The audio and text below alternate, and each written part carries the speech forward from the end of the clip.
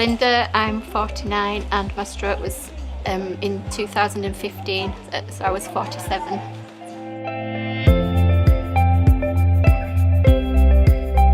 My kids are grown up. My daughter was about to move down to London to study and my son was living away at the time. I'd just started a new job. I was 3 weeks into a new job. I was busy driving my daughter around and ferrying my son's band around, just very busy really.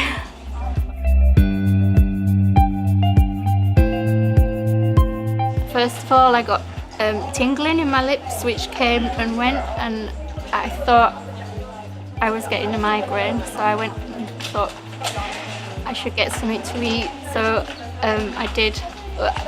Then by that time the whole of that quarter of my face was tingling and my tongue was really numb and I couldn't eat my, I was eating a banana but I couldn't, and my hand was weak, but I didn't notice that until I picked up a cup to get a drink, so I was panicking a bit by then, and I phoned 111 and they sent an ambulance, took me to the hospital, and it was confirmed the day after that I'd had a stroke but in a few places, so I was taken to hospital quickly, and it was diagnosed, and the next day it was a clot.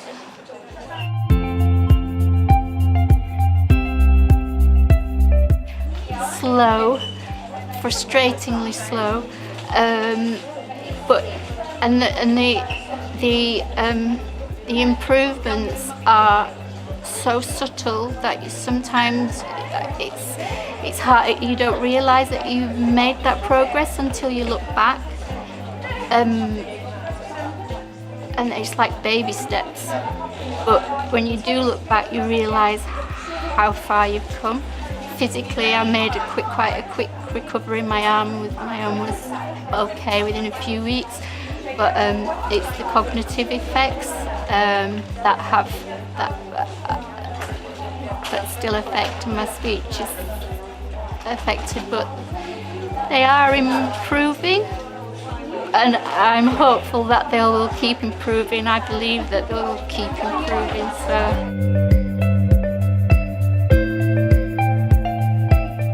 It is different.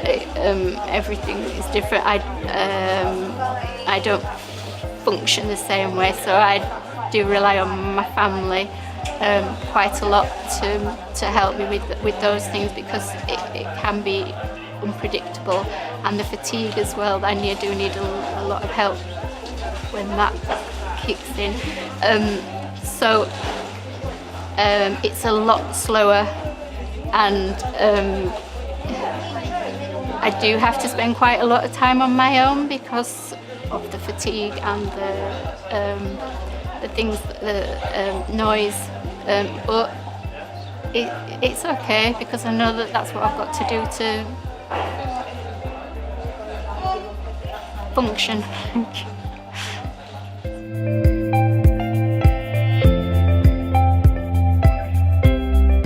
Been my lifeline.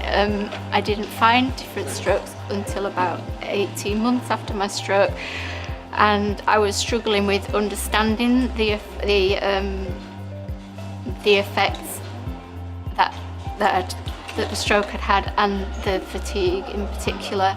And I remember, I think it was, I messaged you when I'd found it, and your response to me was just like, oh my God, I'm not on my own. And it's quite emotional actually, because it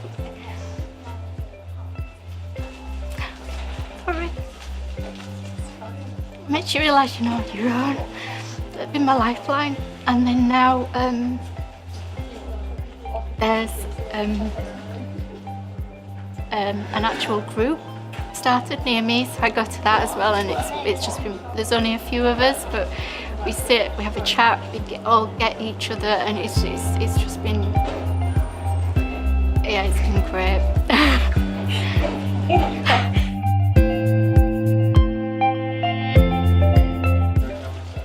I have small goals. I have medium-term goals and long-term goals, and one of my big goals is to write a book about the invisible effects and the fatigue, but I want to write it in a way that I'd be able to read it, because I have to do everything in short chunks, so reading's quite an issue. So that's one of my long-term goals. I've started, but I haven't got very far, but that's definitely a goal.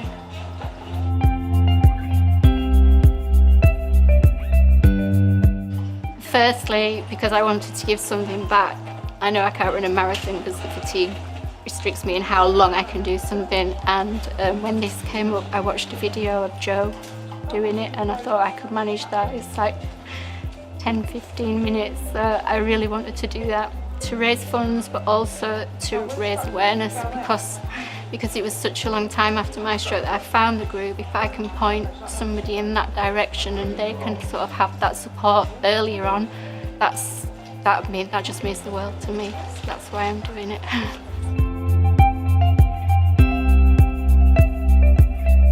Be patient with yourself. Don't. It can be quite frustrating.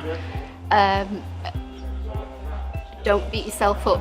If you can't do something straight away, do it. Try it again and again and again. It doesn't matter. You could do it tomorrow, next week, next month.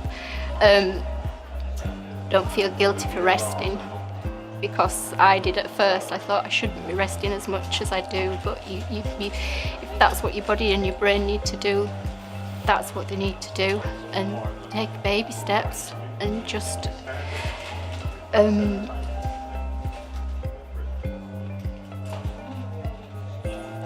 be positive, and just don't be afraid of